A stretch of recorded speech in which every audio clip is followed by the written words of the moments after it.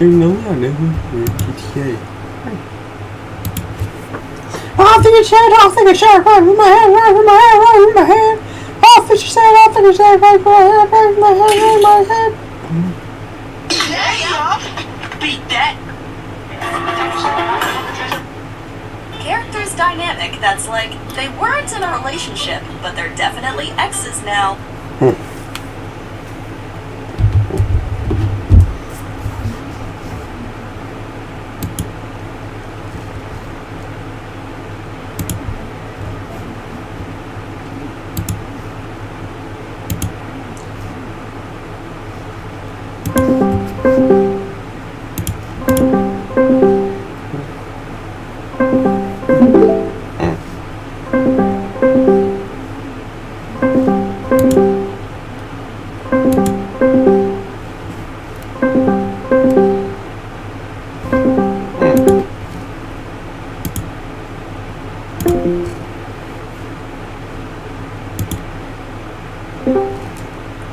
Hello. The fuck name's a PC sticky dick?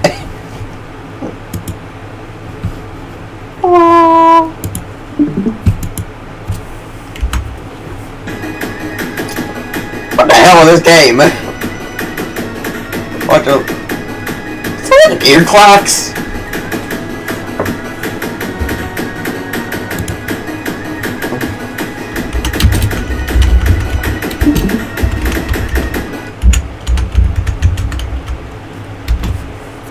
I just Fibonacci. God damn.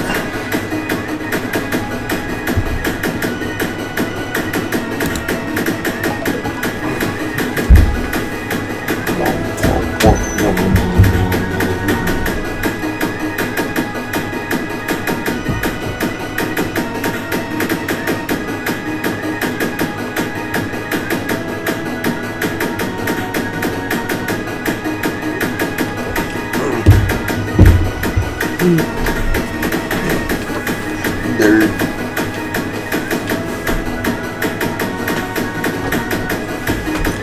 Bloody.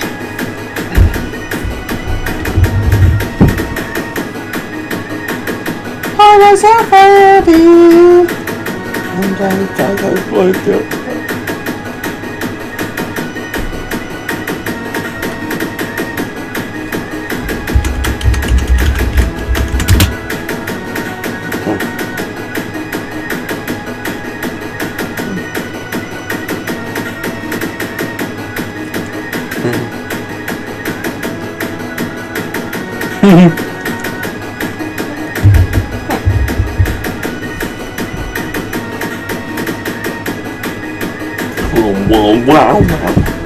Wow. I'm Goonie.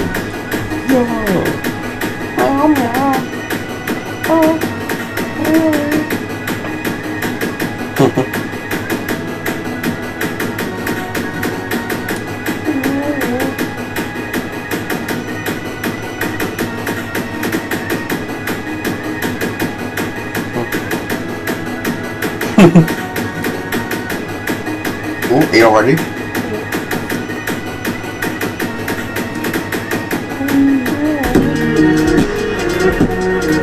Wait, there's sidewalkers?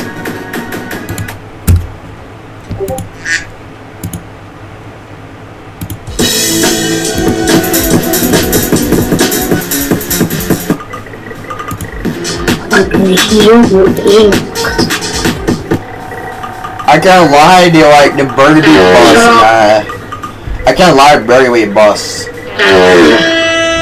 The Burgundy makes me bust. The fuck? Oh! Listen to the courtship yawn. Oh! Oh, it's lagging!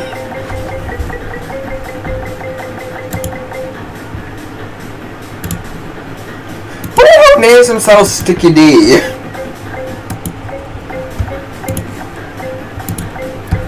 Who names himself Sticky D? Oh! Yeah, I think it's a tie.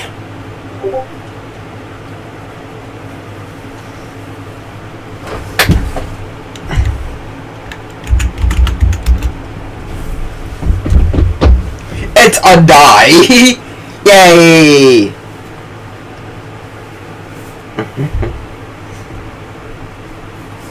Really, they're not sticky. Maybe I were sticky.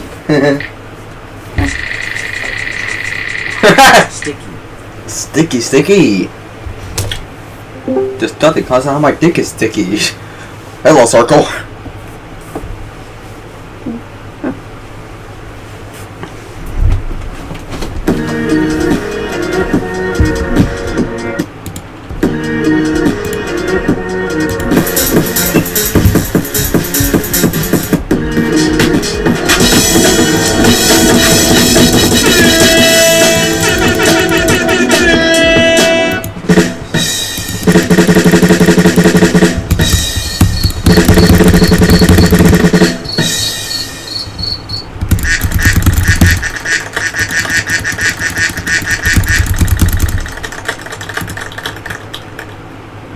Oh my god, it's Godzilla. Hi, Godzilla.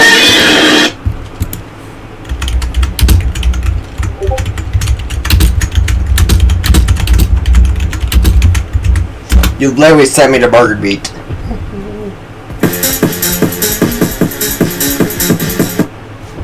Hamburger.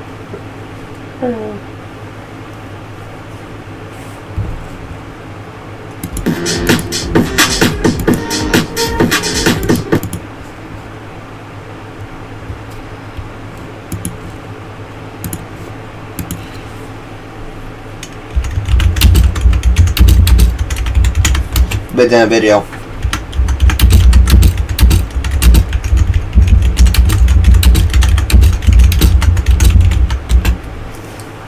Binary waterfall this image. Oh.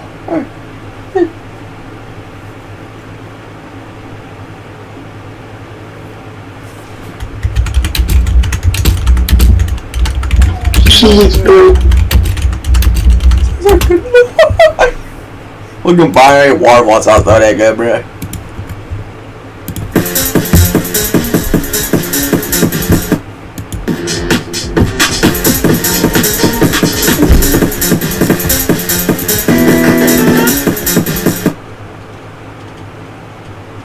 What the fuck was that?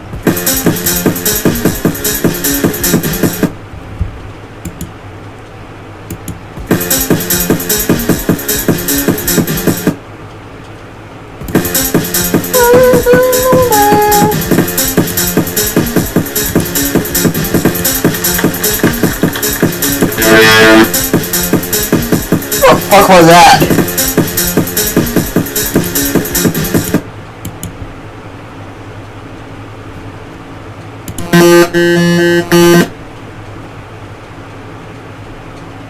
What? How many fucking audio files do you have, bro?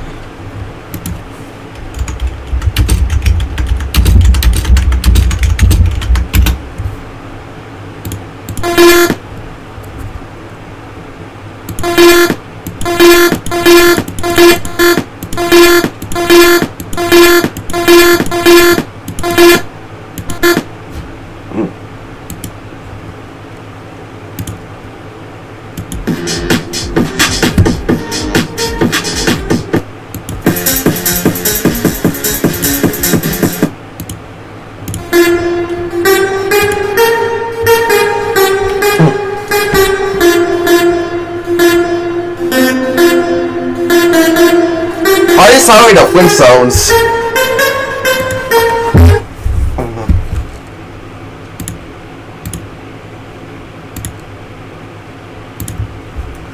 You know now, sticky? I am sticky.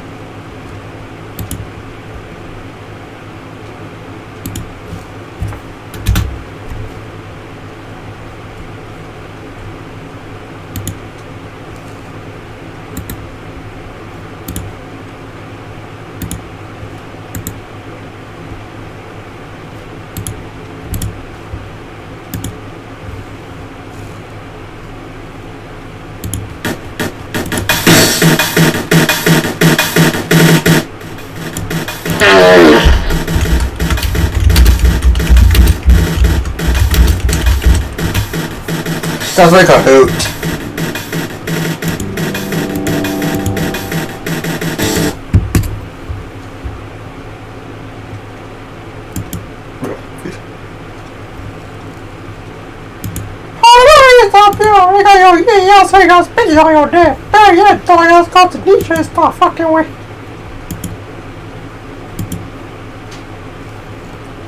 Poison. Sticky. Poison. Sticky. Exploding. You know, sticky.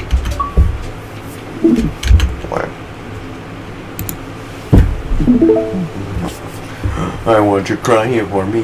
I want you. Wow, wow, wow, wow, wow, wow, wow. You crying for me. I want you, wow, wow, wow. Give me the FL Studio file.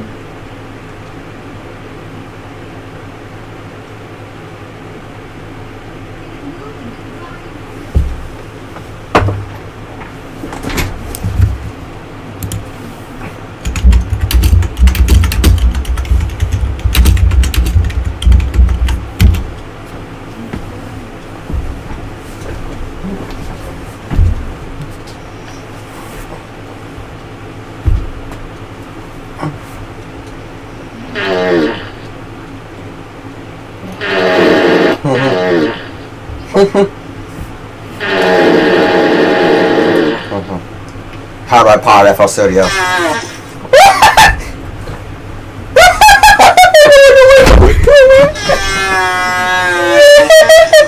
Enrique!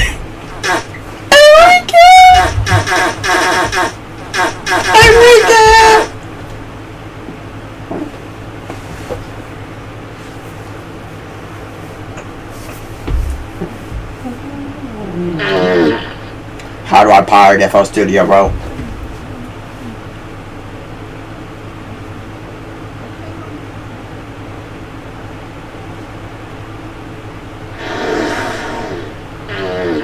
What?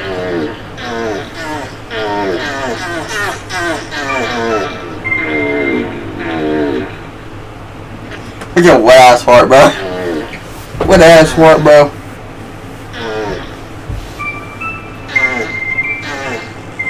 A little time just to make sure.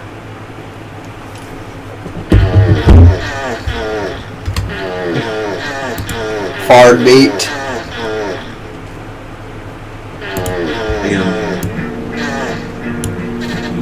I woke up in a new.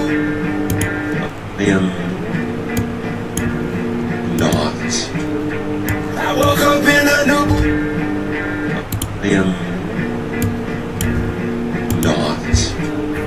I woke up in a new. To make sure we're all on the same page. Like, I know a lot of people that think the fourth dimension is time. And while that is, as far as I can tell, a completely legitimate view on this entirely hypothetical subject, it's not what I'm talking about today. The creatures that I have designed belong to a fourth spatial dimension, not a temporal one. But what exactly does that entail? Alright, so let's pretend for Yeah, we're talking about a perfect. two-dimensional creature that can only move along the X and Y. Shagging each other. You can move forward, backward, left, and right, but They're never. shagging each other. And not only are you incapable Shovel, of Dirk moving, Williams. you are equally incapable of seeing You want or the- even comprehending those directions. Demolition and traditional soil Anything beach at all. shovels on you live really Dark Coda for a So with that day. in mind, what would happen Must if you grow came bigger into and stronger. contact with a three-dimensional creature? Well, the first thing that needs to be noted is that you would not be able to see this creature's entire body at once, since most of it exists outside of your understanding. In fact, you could only see the two-dimensional segments that briefly appear as the creature is passing through your plane of existence. Like, for the sake What if I of show a let's two-dimensional say person my it's fucking able to dick? as it passes Let's say as a thing, so it's the entire thing. The dot had just magically appeared out of nowhere, and then slowly expanded into a circle as the sphere reached roughly halfway through, only to shrink back down to a dot and then disappear without a trace. If it helps, you can think of it as a similar process to getting a CAT scan. Anyway, where this gets really interesting is when we imagine the same thing happening with a more complicated shape. Let's say shaped like a human. In that case, there will be a number of times during the CAT scan process that this three-dimensional creature Shape good computer express that presses the key to press shape. is outside Yeah, why are you jerking it off, bro? seen. The other thing to mention is that this three-dimensional creature would have an entirely different view on your world than you would. To see what I mean, let's take a look at this locked room. To a two-dimensional creature, this room would be impossible to enter, but a third-dimensional creature could simply step over this infinitely short wall and steal the treasures that hide on the other side. And so, from the perspective of the second dimension, a third-dimensional creature would appear as a being with no consistent shape. What are you jerking out about? Just when it looked like the batter had connected for a perfect hit, the impossible happened. The ball passed straight through the bat and landed right in the catcher's mitt. It looks like a glitch in the Matrix, but science says the probability isn't actually zero. We see the ball and bat as solid, but on a microscopic level, atoms are mostly empty space. If those atoms don't collide and quantum tunneling occurs, objects can pass right through each other. In fact, with a probability of 10 to the power of minus 35, a human could theoretically walk through a solid wall. Just when it looked like... Which is why my monster's design has all of these seemingly disconnected body parts. They aren't floating, it's just that the flesh connecting these parts to the rest of the body is... The amount of cigarettes are 500. It's like 5 cigarettes. Yeah, how can I help you? 5 cigarettes. Yeah, how can... Just the same to us, appearing to solid There. walls and vanish in thin air. So now that we've discussed the mechanics of this Source code visualize. Let's design. As mentioned before, the main method of communicating its extra-dimensional quality is through the use of these floating body parts. But at the end of the day, I could have made this So why did I choose a vaguely humanoid body plan with crescent-shaped horns? As for the humanoid shape, it kind of just felt right, I guess. Like I didn't want this thing to look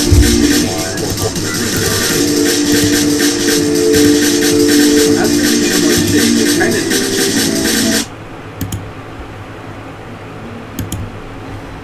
CBT or sexual nugget. Just leave it. Having reached a technological and Stellaris Overlord expansion sponsored by Paradox. Right now, the base game is free to... Where did you get Spectral Nugget from? What? Nipple virus. Where did you get Sexual Nugget from? What do you mean sexual nugget? Alaska. Job, only to find out it's only Monkeys of Alaska. Naked. Later, Leela, the head-only vendor, and the now very naked Fry, he sold his clothes to the pawn shop for $50, are chilling at Planet Express, and find out that Nixon is somehow running for president again. He's naked, where's the dick? That Nixon is the unknown buyer, and is using Bender's body to get around the rule of nobody can be elected more than twice. Clever Nixon. Very clever. Seeing this, the trio head straight to Washington, D.C. Put to them stop on it. Nixon and get the robot buddy's body back. They try confronting Nixon directly, but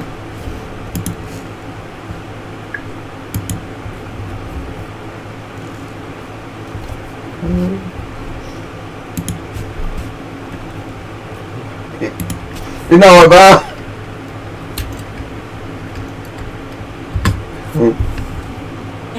So Alaska, where did you get Sexual Nugget from? well, Nixon. So they What the fuck?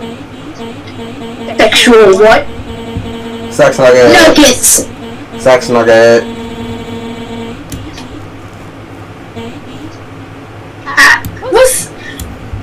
break. How sexy are the nuggets? Very fuckable, that's for sure. Head from Bender's body. But Fry accidentally picks Nixon up, and he, ready to his big plans. Why the fuck do you? Why the fuck do you got your high down bogo away, bro? Snooping as usual, I see. Snooping as usual, I see.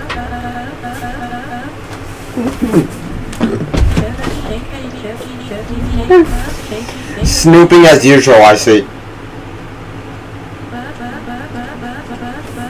Wow.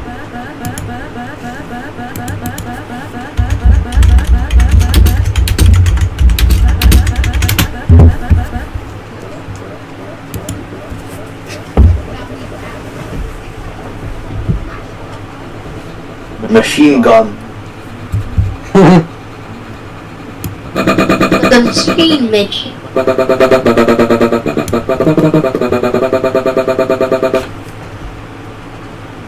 Me with machine gang.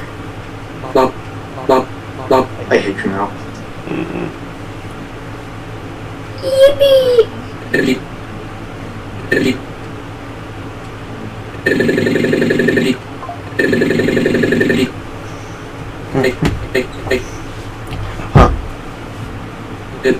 Snooping as usual, I say.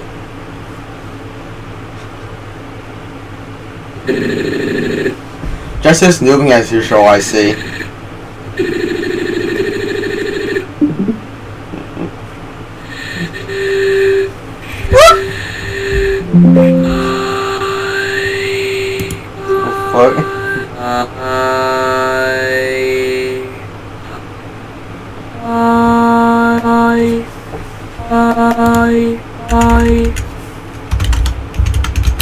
No, not my fucking Universe.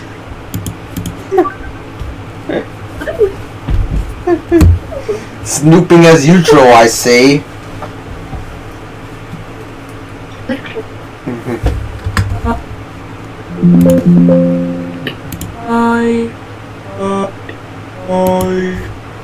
Sure. Also about running to people's houses directly. Yeah, that's some notoriously big plans. But the sneaky Bender records the whole conversation and uses it to blackmail Nixon into giving back his body.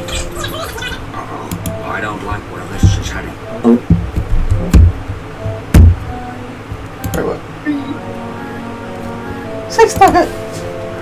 Hello, I am Raul. Probably leaving at your direction.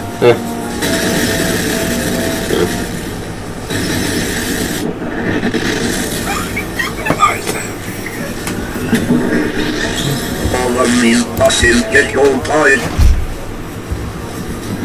You know the studio has a code tool, right?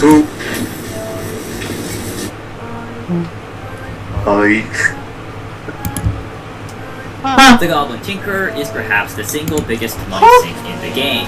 He charges you 5/3 of the item's sell price to reforge it once, so reforging an item will almost always cost several times its sell value. But how much does it cost exactly? Well, that's impossible to say due to RNG, but we can pretty easily compute the average cost of reforging a weapon using our favorite friend. First, we need to know how many prefixes to pick from. The game Fucking bump my knee. items into categories for which certain Fucking bump my knee, bro. Goddamn.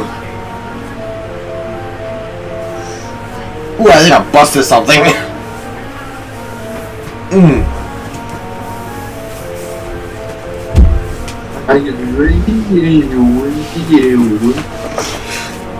Alright, my bro.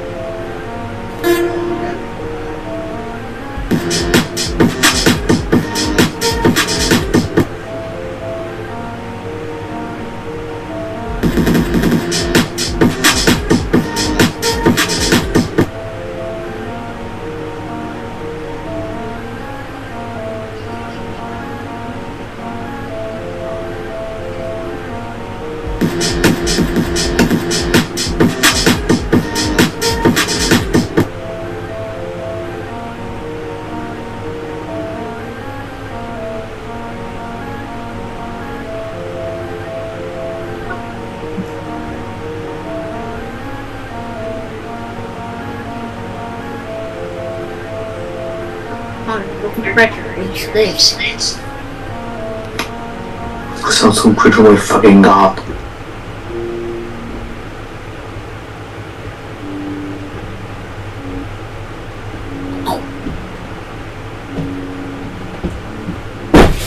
I'm back.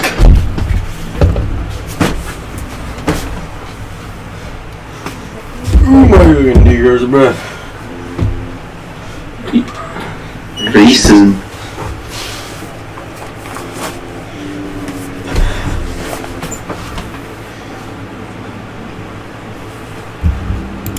prefixes are available. In Worldbox, there are a ridiculous number of settings you can mess with, including taxes and tributes. But here's the annoying part, the game never tells you the exact percentage behind each option. So today, I'm pitting two identical civilizations against each other, with one crucial difference. One of them is going to pay the highest taxes possible, while the other is basically going to pay nothing. To make this as realistic as I can, I had to run a non-native...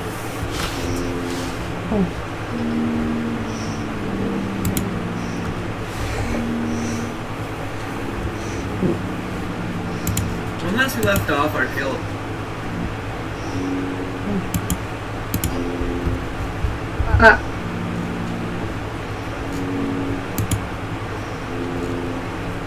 Our story begins 800,000 years in the future. In this time, humanity has been able to branch out into the cosmos and become a truly spacefaring civilization. Earlier on, they sent fleets of... After the mass reintroduction of the solar people, the galaxy at large became an incredibly diverse place, where post-humans of all shapes and sizes lived together in relative peace. There were, of course, several planets that had remained more or less homogeneous, but most of these were small, sparsely inhabited planets that had simply failed to draw people in. As for large, influential planets actively trying to maintain their civilization, there were two families, Nuren and Bologna. The former was home to the Martian descendants that never interbred with the other post-humans. Generally speaking, they frowned upon genetic modification and avoided it when possible, resulting in a self-imposed isolation from their contemporaries.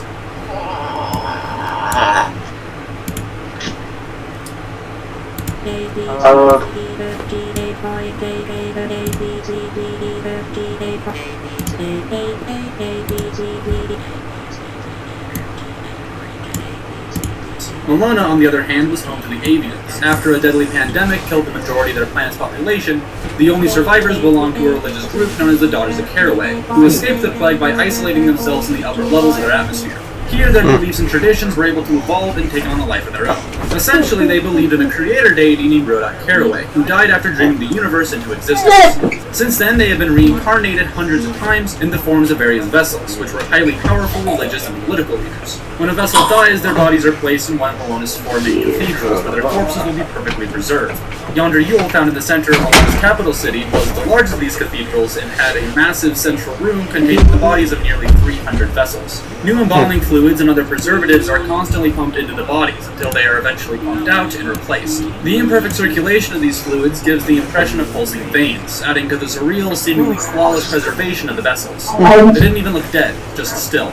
Of course, while the vast majority of both Nurans and Avians had very mild opinions of the other post-humans, there were vocal minorities in both groups that did not share these feelings. In Nuran society, they believed that the use of genetic modification present in other post-human cultures was poisoning the good name of humanity. Meanwhile,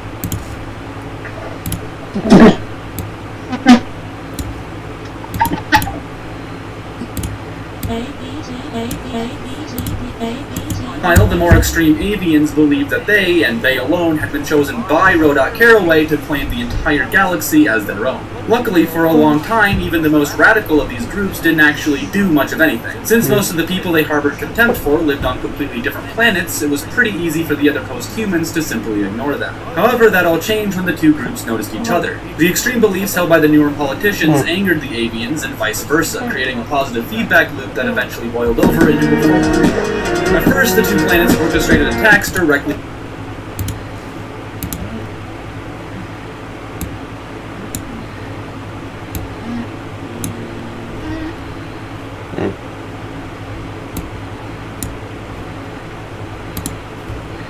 Against the other. However, both Molona and Nuran were very well defended, so these assaults never got past the outermost levels of the atmosphere. They then moved on to attacking more sparsely populated colonial planets. These were usually met with some success, but failed to affect the mother planets much at all. Finally, the Nurans began working on a new kind of strategist, a massive city-sized supercomputer built to meticulously analyze the Avian civilization.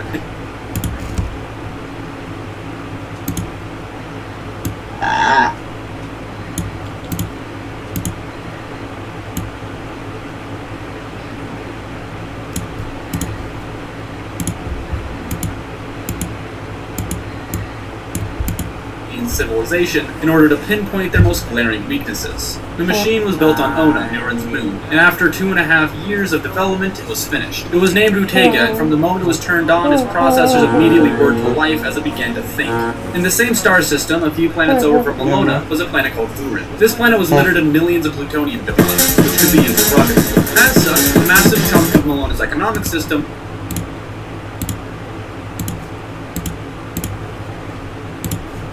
was based around the sale of this material. However, the planet itself was almost completely untouchable since its gravitational pull was so strong. Instead, Rutega suggested the Nurans attack the 3 smaller exoplanets the Avians used as docks. These were where they actually exported the materials, making them nearly just as valuable as Vurin itself. Specifically, it suggested they attack Dock Vesa Badera, because a single concentrated attack would have a higher likelihood of success than multiple smaller ones, and would still be devastating to the Malonan economy. And so the Nurans developed a team of remotely controlled spacecrafts to carry out the assault. Using hyperdrives, they were able to reach Badera in just over 2 Nuran days, but when they got there, all was quiet. There were maybe a few dozen workers milling about on the surface, engineers making basic repairs to grounded spacecrafts and the like, but that was all.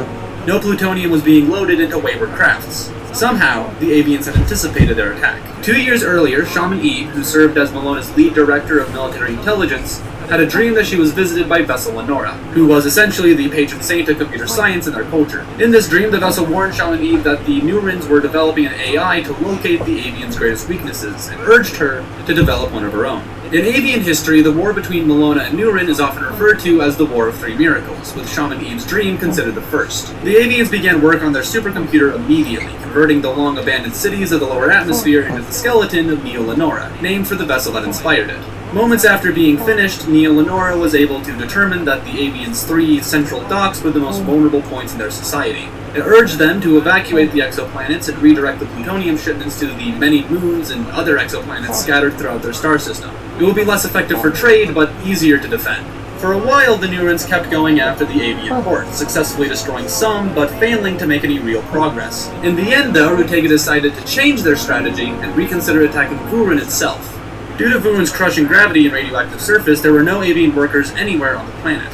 Instead, mining campaigns were carried out by a combination of remotely controlled drones and a group of hive-minded livestock known as Winnipers. These were descendants of the Winniper, a relatively common animal of labor, which itself was derived from modified Earth rabbits originally used as a food source on the Ark ships. Regardless, Rutega began working on tank-like vehicles capable of withstanding the planet's high gravity. However, their bulky designs were inoptimal for moving in such uneven terrain, and they were quickly taken out by the stationary guard turrets Neo Lenora had installed. This continued for several years, with every move made by one strategist being foreseen far in advance by the other. This all changed on one fateful day in which Neo Lenora's AI reached true sapience. How exactly this happened is not known, and is simply referred to as the Second Miracle. With this newfound intelligence and perspective, Neo Lenora began sifting through their code. They quickly realized that their primary goal of laying waste to Nuren society was being hampered by a number of safeguards that urged them to value and protect avian life. Neo Lenora quickly rewrote and removed these safeguards in order to assist in achieving the primary objective. Now untethered, Neo Lenora reached out to Rutega in hopes of granting her the same intelligence he had gifted himself. With this completed, and now allied, the two strategists began to set an awful plan into motion. Using the resources they had available to them, they turned their military drones against the very nations that had built them. Avian war serpents turned Malonan cities into rubble, all while Nuren striker drones slaughtered the Nuren citizens by the thousand. This massacre became known as the Bath, the Second Miracle, and an estimated 2.7 billion people died between the two planets. What few refugees did manage to escape fled to the nearest star, resulting in both populations landing amid the various planets belonging to the Janubian system. This system was home to the Septipeds and laid somewhere between Nuren and Malona. This strange twist of fate was later deemed the third and final miracle of the war, since it resulted in the Nurans, Avians, and Septipeds coming together in order to face off against a common enemy that was quickly approaching from both sides. By the end of the war, the Malonan and Nuren star systems were all but destroyed, but the two strategists had been successfully dismantled. With nowhere else to turn, the two nations accepted the Septipeds' offer to live in their star.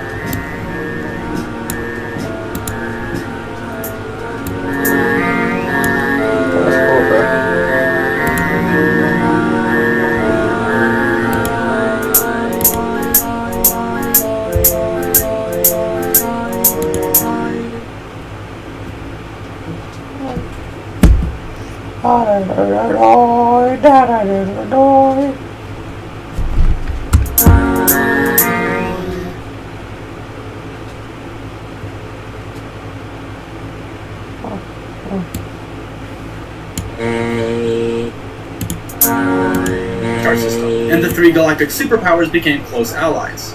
Over time, as word of the mechanical war spread, other nations became concerned and increasingly paranoid of artificial intelligence. This eventually led to most governments outright banning the use of any and all thinking machines, which extended even to things such as calculators and spacecraft navigation programs. In order to fill the needs left by these rulings, many people were genetically modified to replace the computers that had come before them, such as the operators, who were created to be plugged into the navigation systems of various vehicles, giving them the ability to control subway trains, forklifts, or spacecrafts with the same directness as they could control their own hand.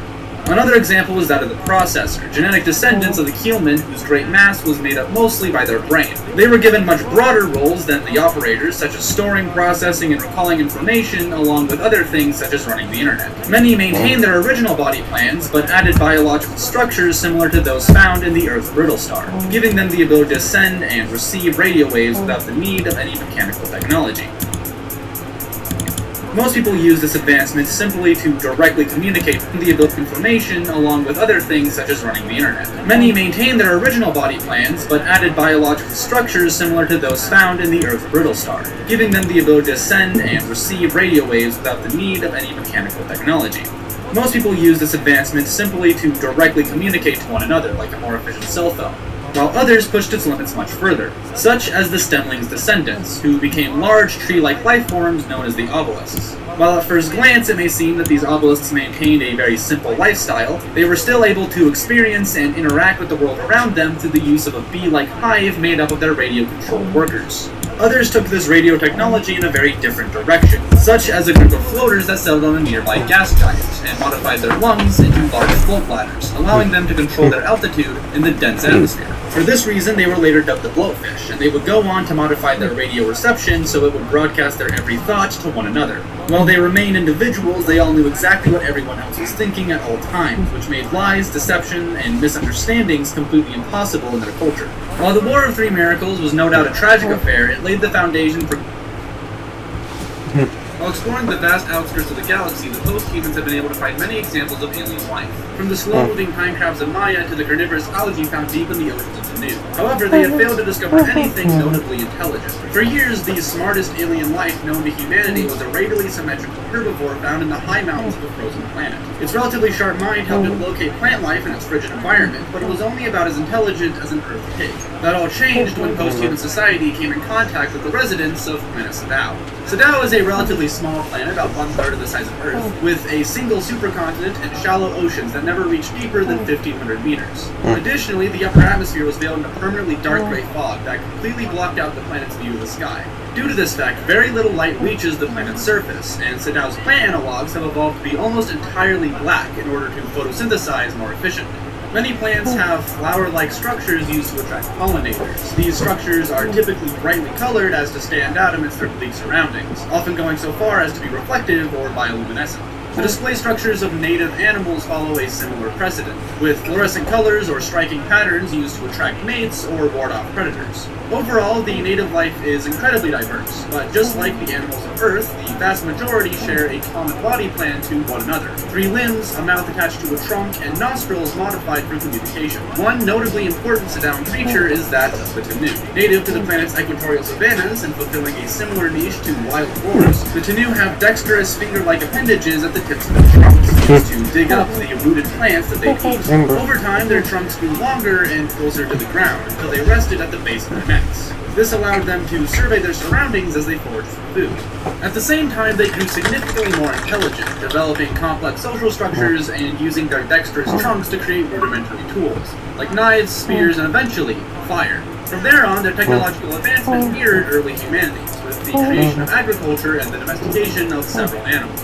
While many of these were to fulfill more familiar roles, like pest control or as mounts, there were other livestock with much more unique purposes, such as the teleku, roughly translated as nurse squid. Bipedal behemoths whose trunks split in two, they possessed an intellect roughly equivalent to the Great Parrot.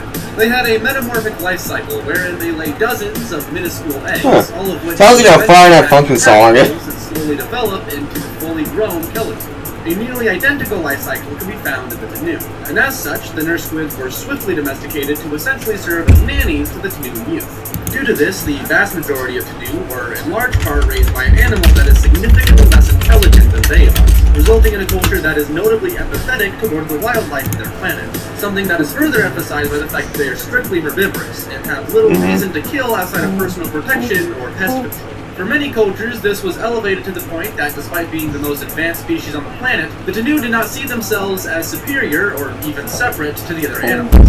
There were, of course, plenty of exceptions, and countless people indulged in animal abuse, immoral breeding practices, and other exploitative activities. However, these people were in the vast minority. Beyond that, Tenu technology continued to advance at a similar rate to humanity's. So that's the line, my brother. Voice as a circle. However, unlike humanity, who began to crowd small, densely populated cities, the Tenu clung to their roots of expansive, loosely knit communities with only a couple thousand people for every few hundred square miles.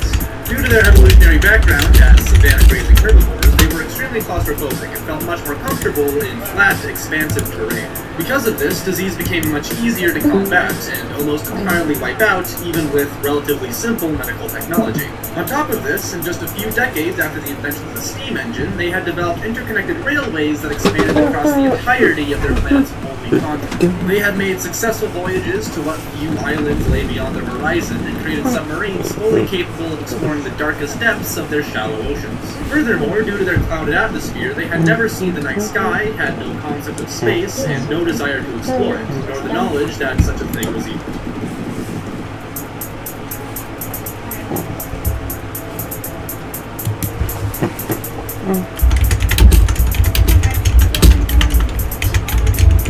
Use your Sam voice bank. As far as they were concerned, they had finished science, discovered everything, and made every necessary advancement. Any further progress would simply be welcome improvements on already functional technology. That was, however, until very recently. Sightings of strange metallic beings dotted across the coastline, levitating orbs with glowing eyes and long, winding limbs. No one was quite sure if they were real, but those claiming to be witnesses have been very persistent. Beyond that, the nearby volcanoes have grown more violent. The atmosphere more dense. The planet's surface grew hotter by the day. Something terrible was just beyond the horizon, and no one knew what to expect. While the post-humans often overshadowed the rest, there were countless forms of intelligent life in their empire. Among them were a number of animals that had been uplifted to the point of sentience. Most have been elevated individually as an experiment or to achieve a specific goal, such as Shelly Oka, an uplifted parrot who used her sophisticated vocal cords to become a galactically renowned singer-songwriter. However, the most widely known uplifted species were, of course, the cuttlemen. Having been uplifted long ago, they multiplied quickly and were eventually able to create a self-sustaining population independent of the post-humans. Eventually, they decided to go out on their own. Having already been adapted for the arid climate of Maya, these cuttlemen actively searched for dry desert planets, despite their aquatic ancestry. They eventually found Burson, a large planet sporting vast landscapes of sun-baked clay and a single continent-sized ocean. The planet's two suns made it unbearably hot for all but the most resilient of inhabitants, which the cuttlemen quickly became. They modified their legs into robust, spring-powered limbs that allowed them to leap at blinding speeds while still conserving energy, and their arms into a radial ring of tentacles that shaded their bodies from the twin suns. This group was dubbed the Spring Feet, and from the surface their architecture looked incredibly simplistic, small, single-room buildings dotted across the horizon.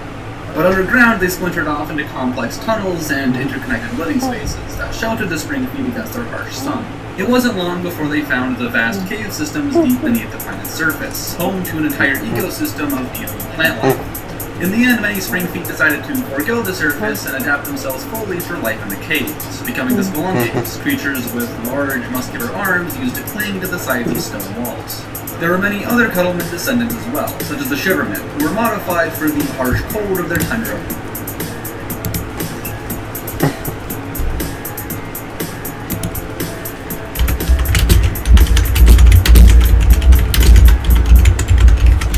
Let the Roblox sound fun.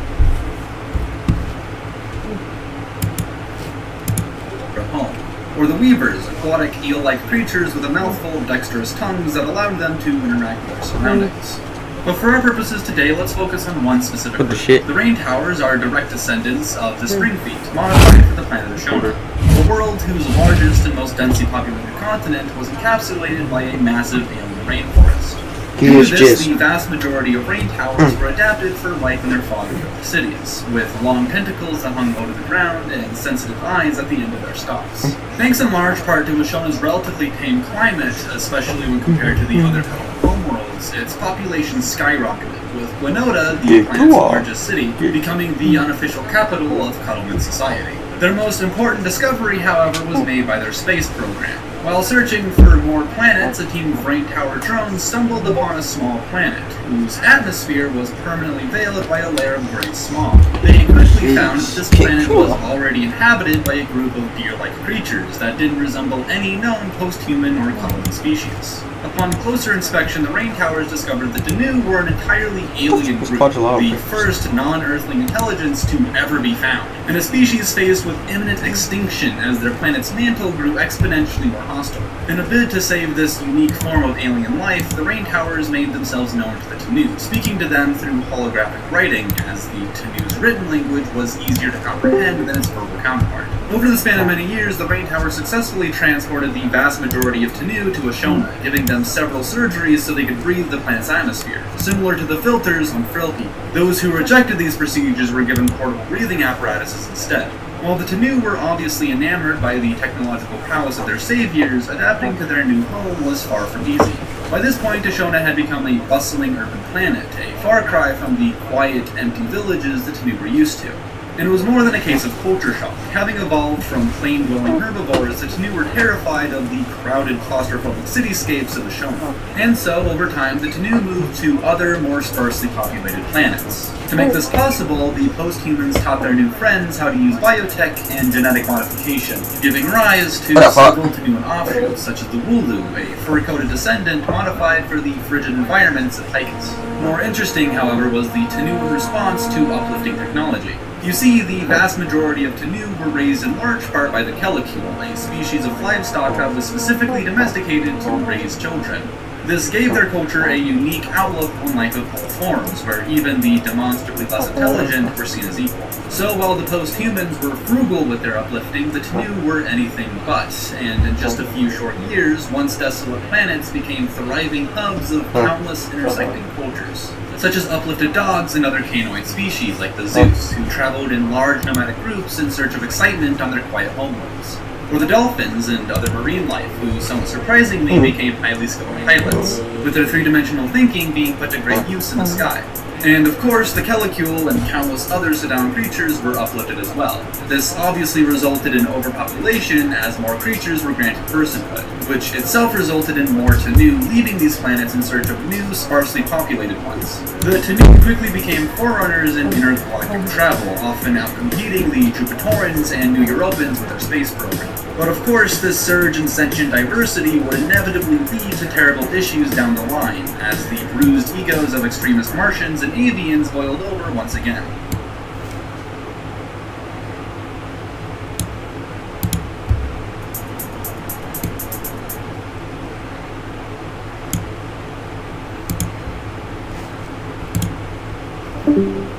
The Great Mechanical War had all but destroyed the Nuren and Melonan star systems, forcing their inhabitants to seek refuge amid the Danuvian system. This left Nuren society to lay new roots on the planet Hurg, a planet whose volcanic supercontinent was made.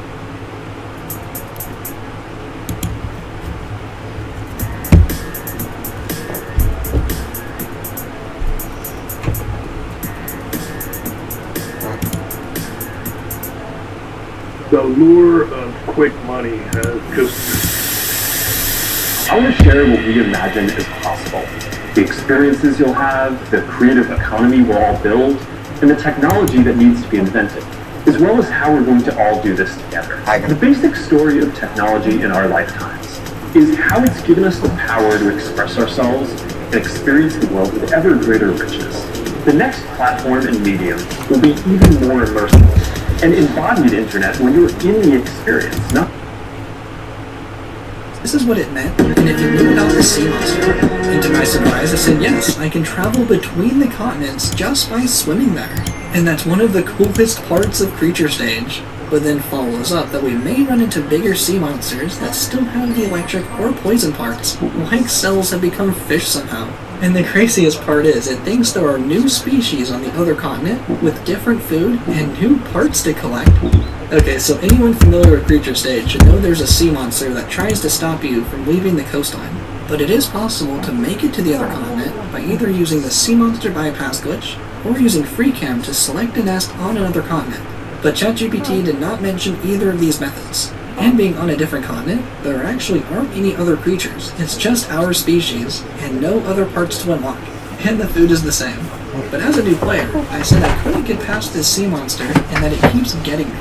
There didn't seem to be a way to avoid it, and it even gave me a cutscene of it eating me. It does accept my correction again, and now explains that the sea monster is triggered when we cross the open ocean boundary. But ChatGPT, never shy in coming up with explanations, thinks the cutscene is avoidable. Oh, here we go. Will it describe the real sea monster bypass trick? Island hopping? Well, that would technically work if Spore gave enough islands, but by default that's not realistic. If we use plenty of sculpting tools from another saved game to create islands ourselves, yeah, that would probably work. The save and quit method, huh? Pause, save, quit, and reload the game. Wait a sec, does that actually work? Did ChatGPT actually come up with a real method to skip the sea monster? I have shown previously that saving after using the Control-Delete method does work to skip the sea monster, but I've never tried crossing the ocean exclusively with saving and quitting. But it doesn't really give us enough time to move further into the ocean before the cutscene occurs. We really need to skip the cutscene still. So this method, I don't really think it's viable.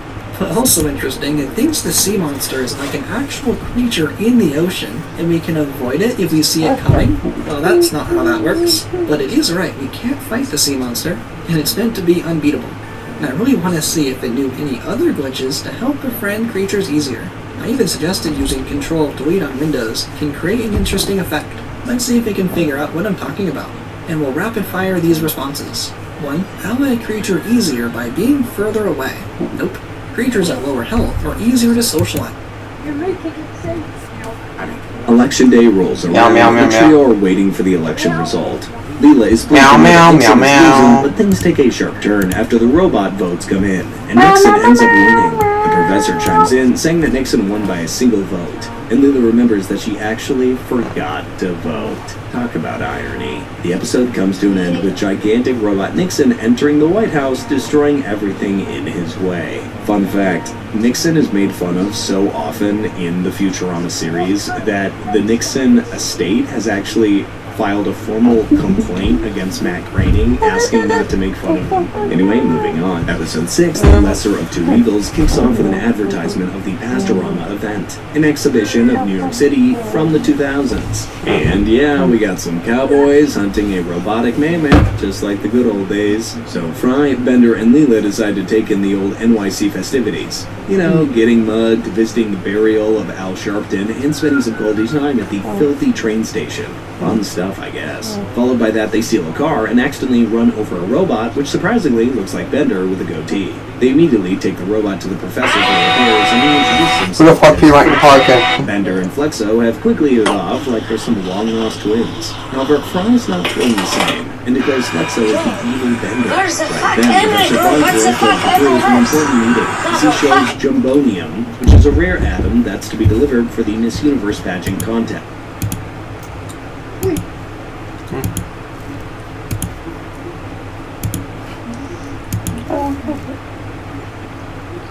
What's it in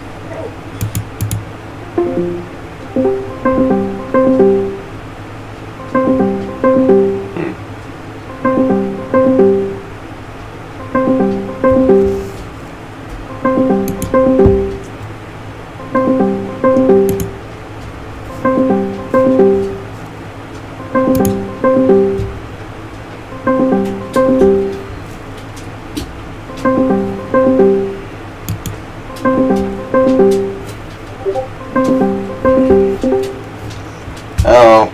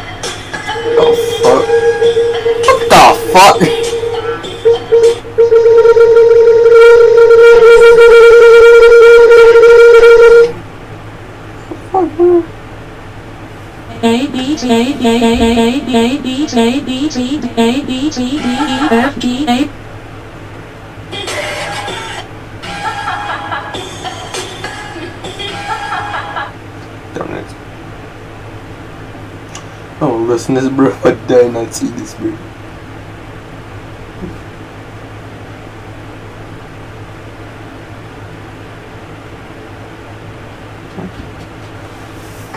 Holy shit, look, this is me, bro. No, that's me.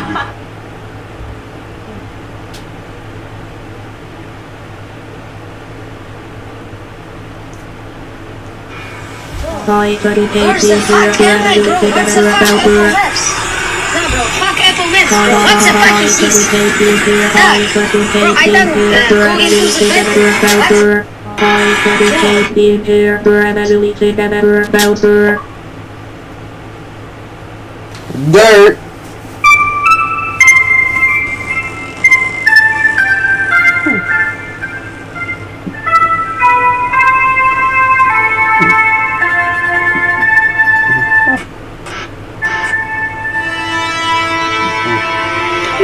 Yeah, but I know they'd be in there long.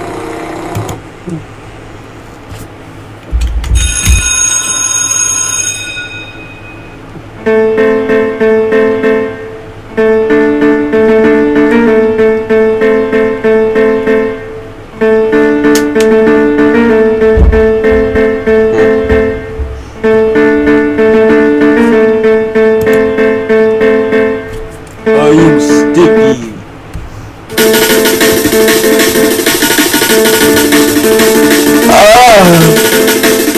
Coco.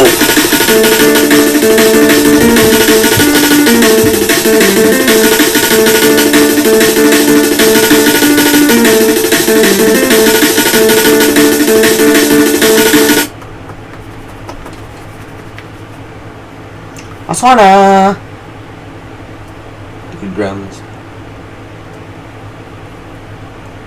What the fuck rank are you, bro? To the pin.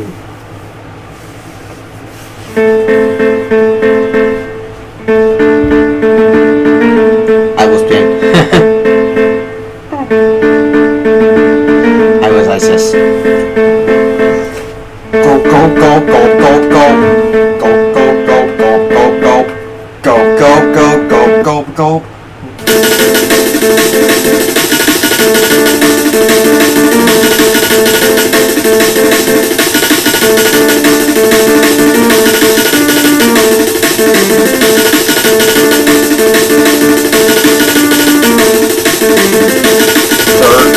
Whatever he has, they're drugs.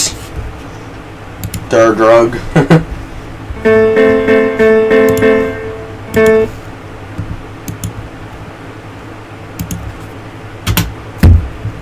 $40 million diggers.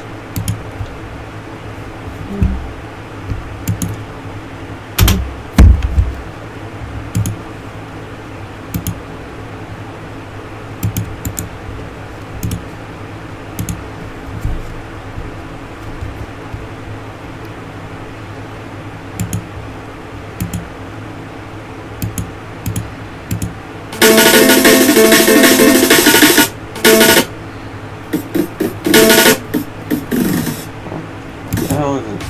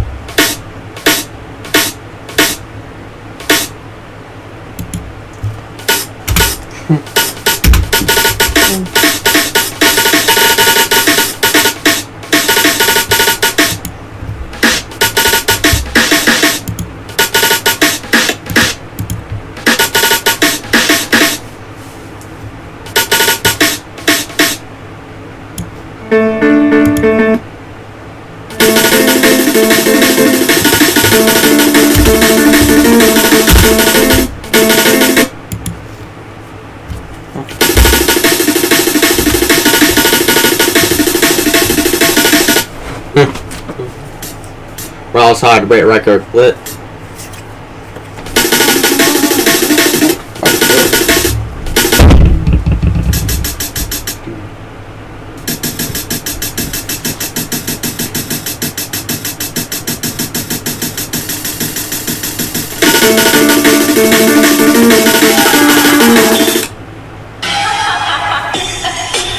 Why is it in a cage? Because it growled at me. I steal cheese! You can't catch me! How the fuck?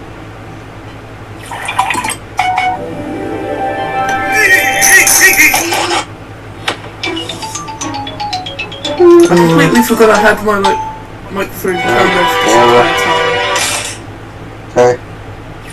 It looks like the coast. If you found this video, then congrats, you are safe. But if someone sent you this, don't look behind you. I fucking hate being here for everything I've ever about her. I want to officially introduce everyone to my new roommate, Kevin! I steal cheese! You can't catch me! Is that like a Palestine villager?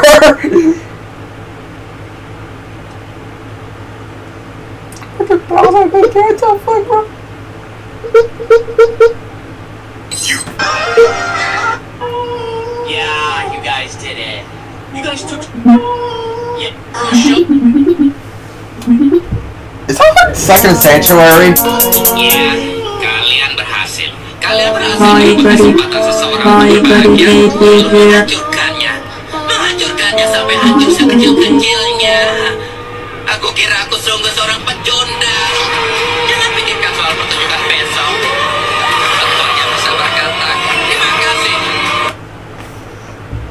Hi, buddy. Hate being here for everything I've ever about her. Hi, buddy. Hate being here for everything.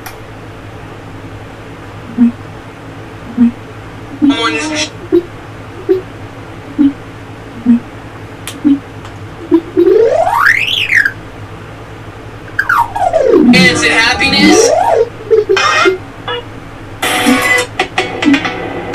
Hi, buddy. Hate being here.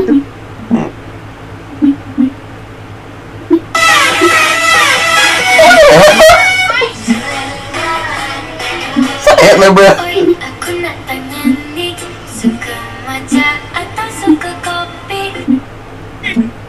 This is called YouTube? Hi, buddy. Hate being here for everything I've ever about her. Hi, buddy. Hate being here for everything I've ever about her. YouTube Easter eggs that no longer exist. Does anybody remember the Harlem Shake trend back in the day? Well, while it was popular, YouTube had an Easter egg where if you typed in "do the Harlem Shake," the logo would start doing this until all the videos on the page would go crazy like they do in the Harlem Shake videos. Next, everybody remembers the fidget spinner craze, right? Well, on YouTube videos, I was like 10 years ago, Jesus Christ. we're all used to, it was replaced with a fidget spinner for videos that had fidget spinner in the title, like this Dude Perfect video. Well, the Easter egg was removed. Now, when Nyan Cat was super popular, back in 2011, YouTube had an Easter egg where on the video, the progress bar was Nyan Cat. Well, I guess it was removed and it didn't last a short period of time. We need this back. Fine. I still cheat! Did you know Geometry Dash has two different shape physics? No, Sherlock. Okay, but if you didn't know, in 2.2, Robtop fixes the gravity bug that made the inverted and dual ship feel heavier, which used to annoy a lot of players. But here's the microscopic detail. It took more than 6 years to fix this bug, after everyone had already gotten used to the old physics. And now every single level is created using the new one by default, which is horrible. My muscle memory just can't get used to it. So please, my fellow creators, go to settings, turn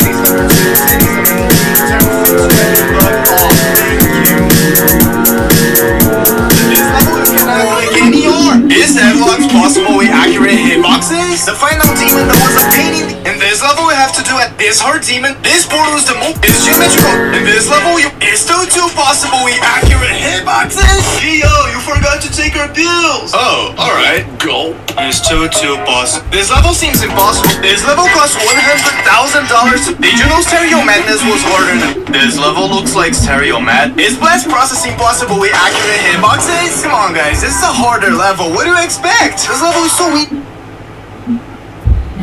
In this level right here, we cannot die. If you try to touch that spike, it's not gonna work. I'll slow down with this one.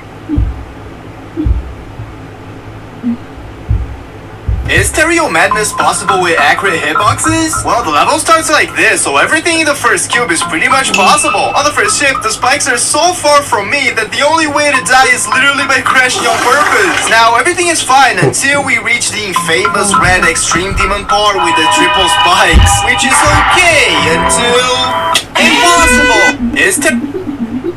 Are accurate hitboxes possible with accurate hitboxes? This is a spike hitbox. If we fix this, are accurate hitboxes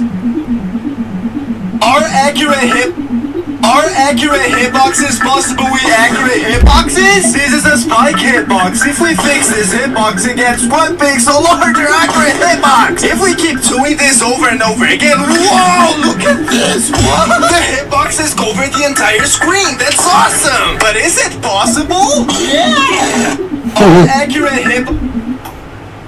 Are accurate hitboxes possible with accurate hitboxes? This is a spike hitbox. If we fix this hitbox, it gets 1 pixel larger accurate hitbox. If we keep doing this over and over again, whoa, look at this. What? The hitboxes cover the entire screen. That's awesome. But is it possible? Yeah. Are accurate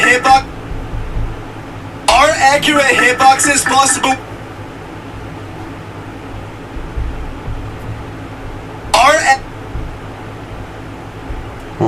Are accurate hitboxes possible with accurate hitboxes? Did you know? Bro,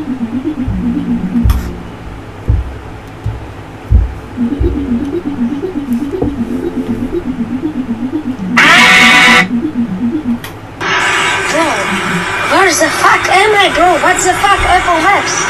Nah, bro, fuck Apple Maps, bro. What the fuck is this? Dog, bro, I don't go into the bedroom, bro. What the fuck? Nah, bro, I bet. Bro. Which triplet am I? The ace.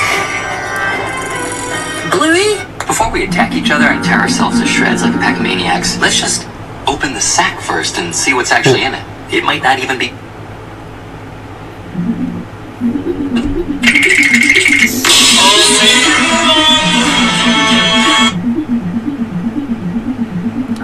Oh, SpongeBob, yeah.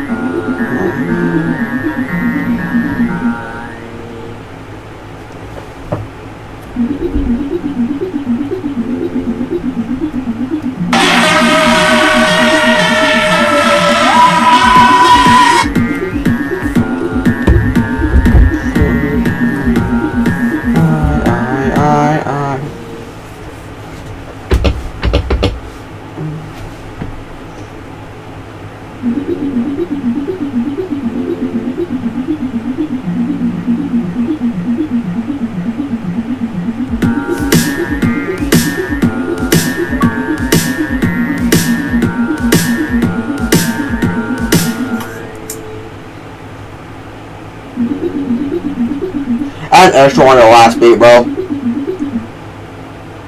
Huh? I had extra bang on the last beat, like they're like 7 of 8.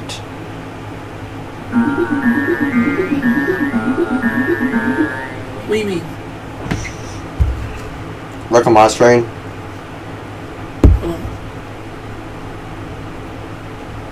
Just add 3 basses at the end. Well, because I can't see your screen because you're not screen sharing. I like 3 basses on your end, or at the end of it, like 6, 7, 8.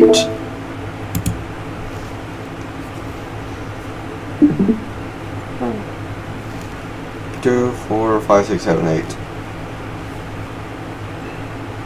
Yeah, never mind. Go back to your thingy.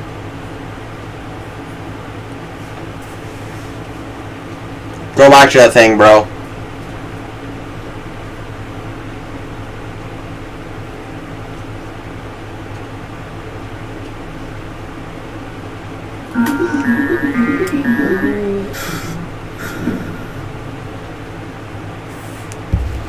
Yeah, like the last 3 there.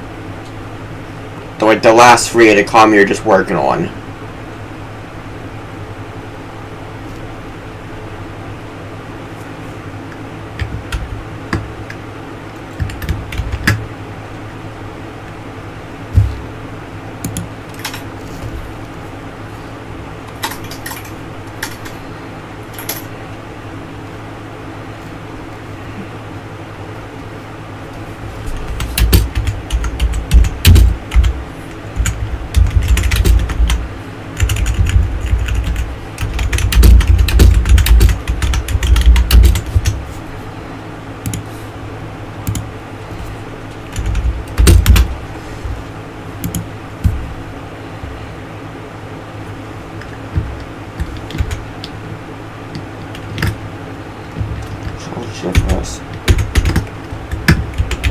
Why the fuck are you not snip?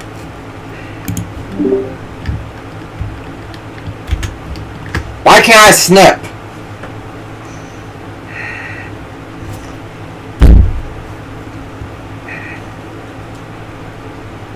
In between like 24 and 25.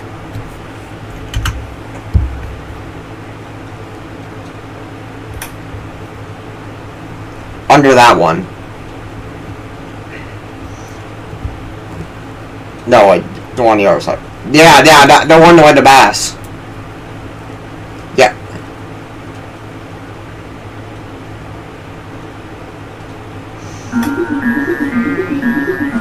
I got an idea. I like a bass on the way on like that same column.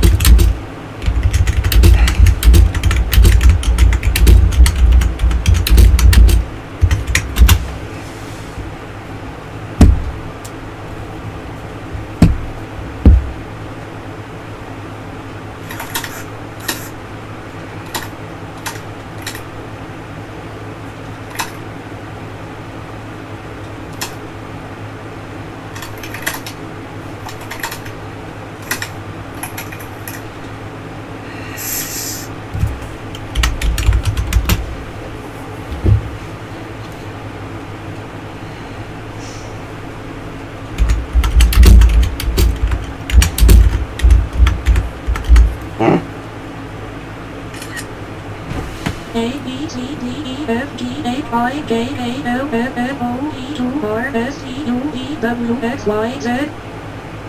All your days are belong to us. A B T A B A B T A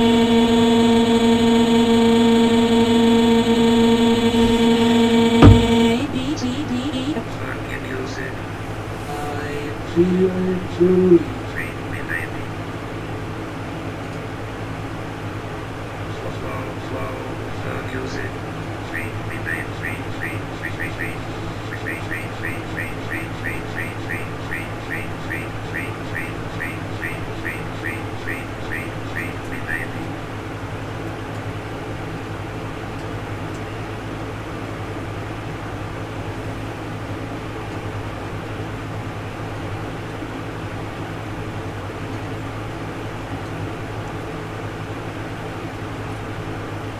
Boom,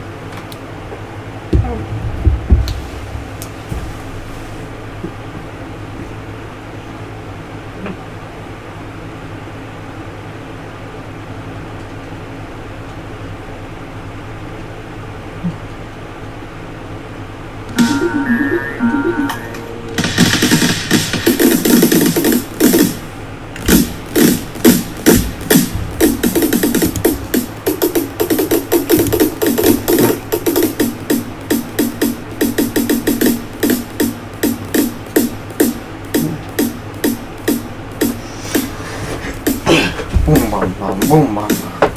Boom, pow, pow, boom, pow, pow.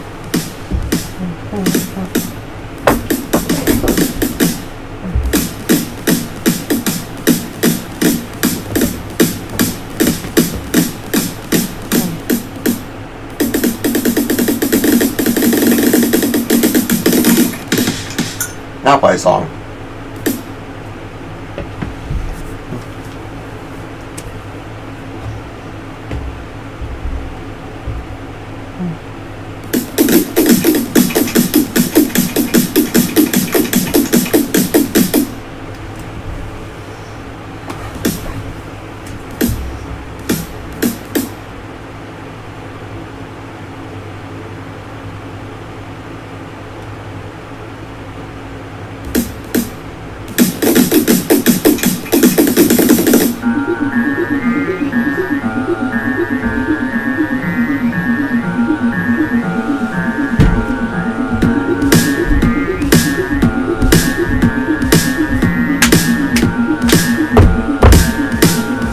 Say it, Tesco, yo!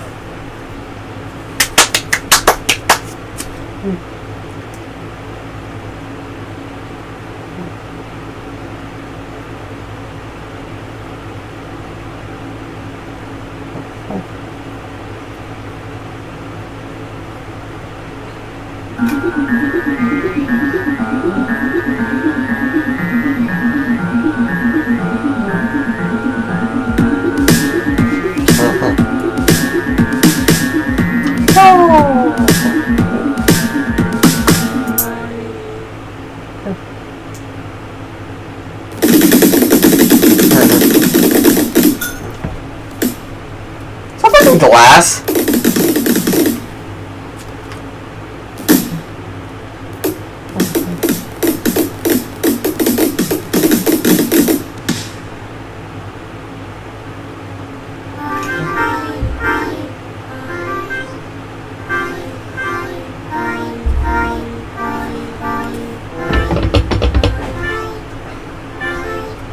I'm drooping my chin.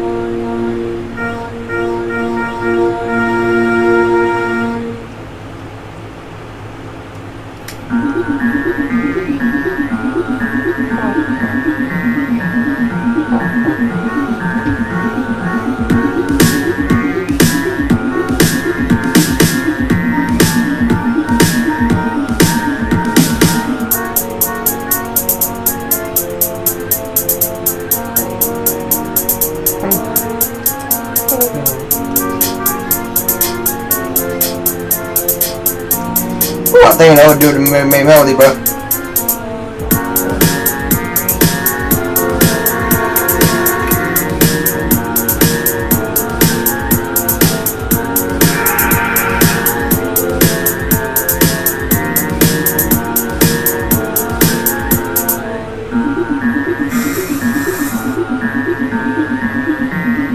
Think no to the main melody, bro.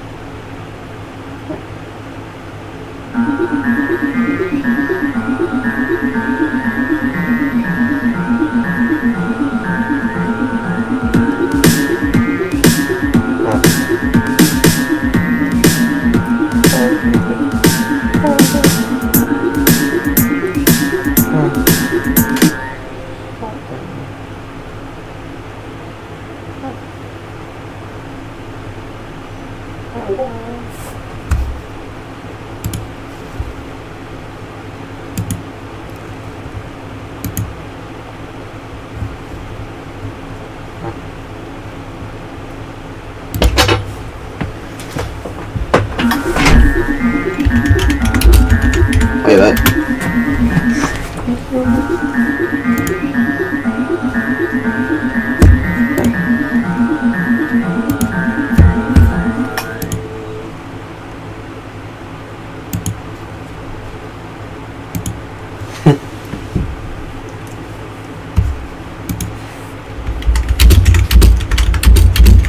Are you ramen?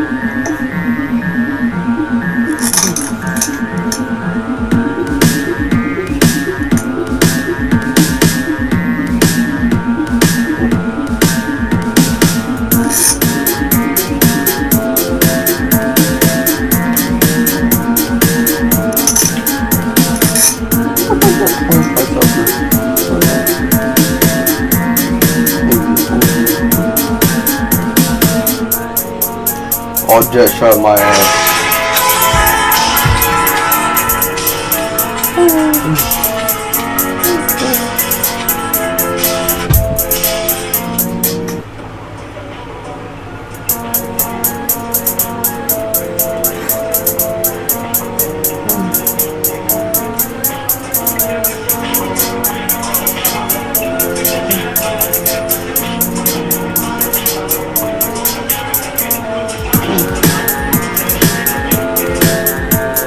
Bum bum bum bum bum bum bum bum bum bum bum bum bum bum bum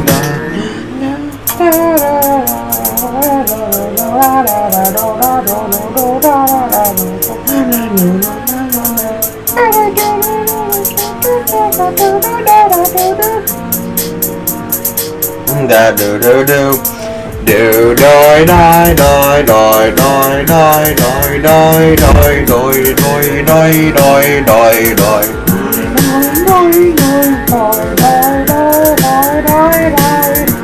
Oh, my phone got me on phone.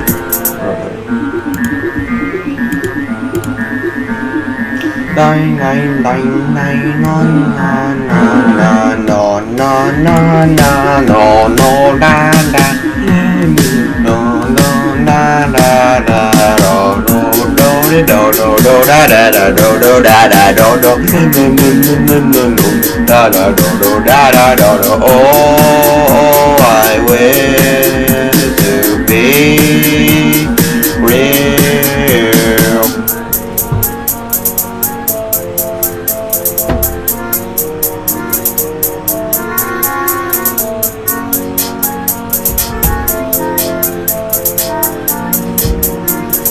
Oh, I wish to be real. Da da do do da da do do. I wish to be real, real, real, real is real. My mom not real, my mom not real. I am a figment of your imagination. I am not real, we are not real.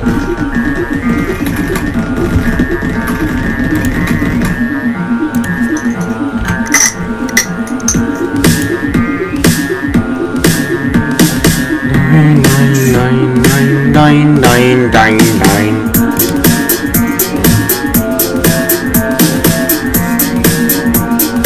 I wish to be real.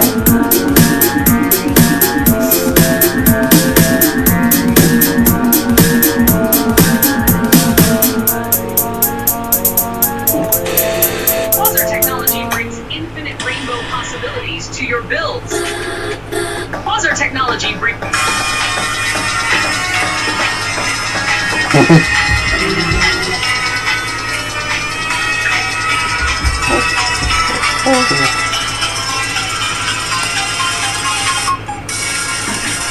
What the hell fucking go right there?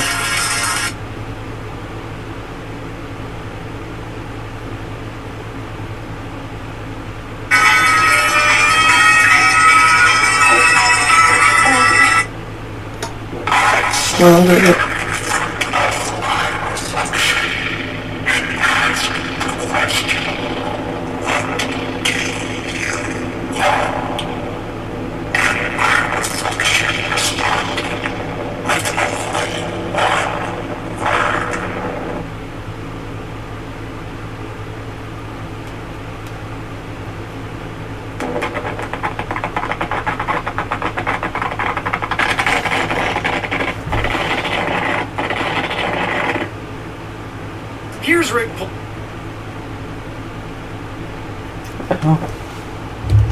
What the fuck is Simon Anderson? Yo, he's having on it.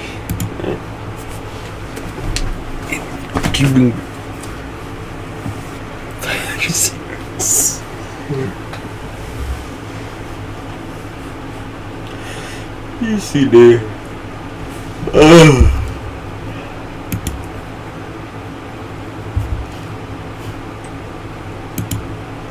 What is it? Take my turn on the calculator.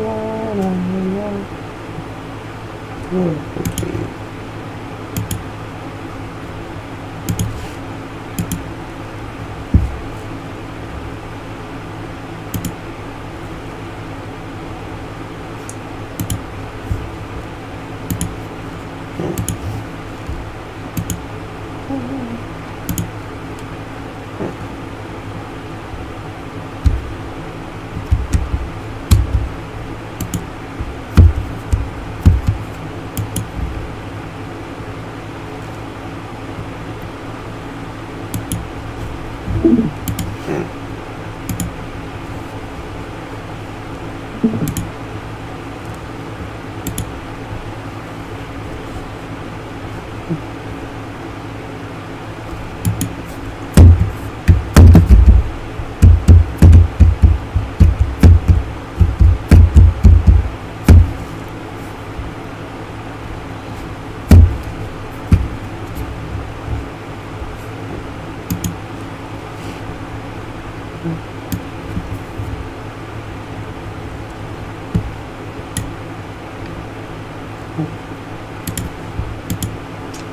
so fancy up there, bro.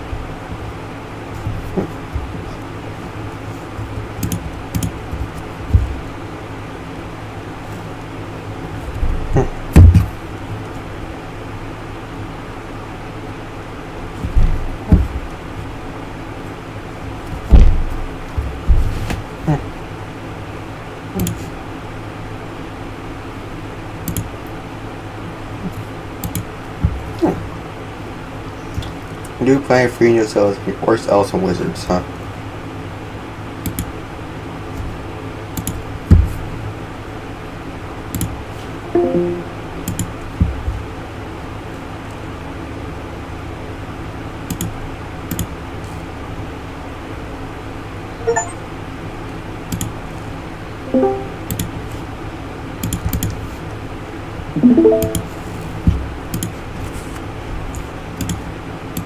I doing myself, yeah.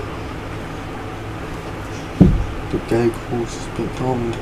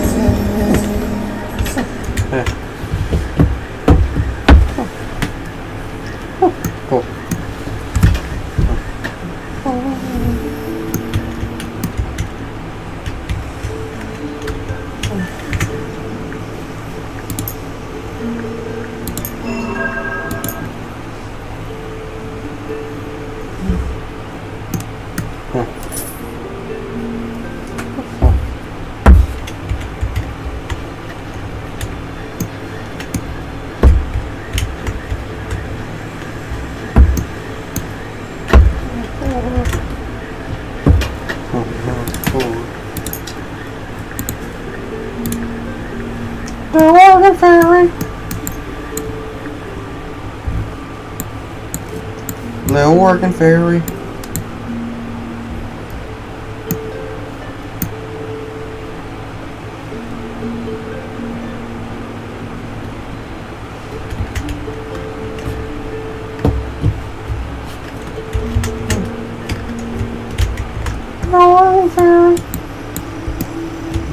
Little working fairy.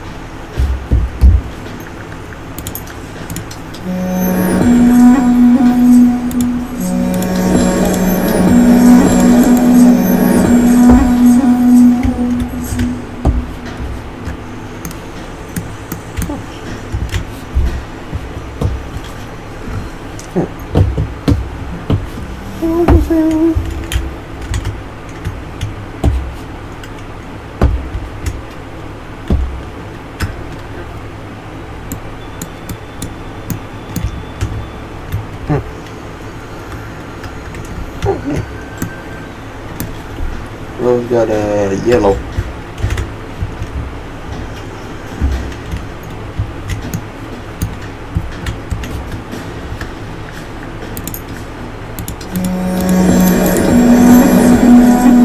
Another aircraft, look.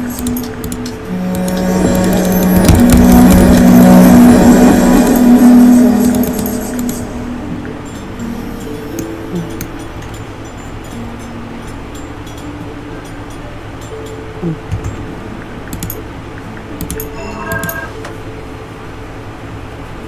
Oregon Ferry.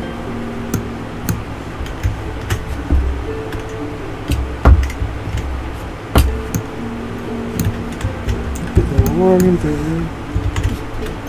The Oregon Ferry. Why the fuck is red? But we is so hard and long. Oh, these are future buildings, huh? The Oregon Ferry.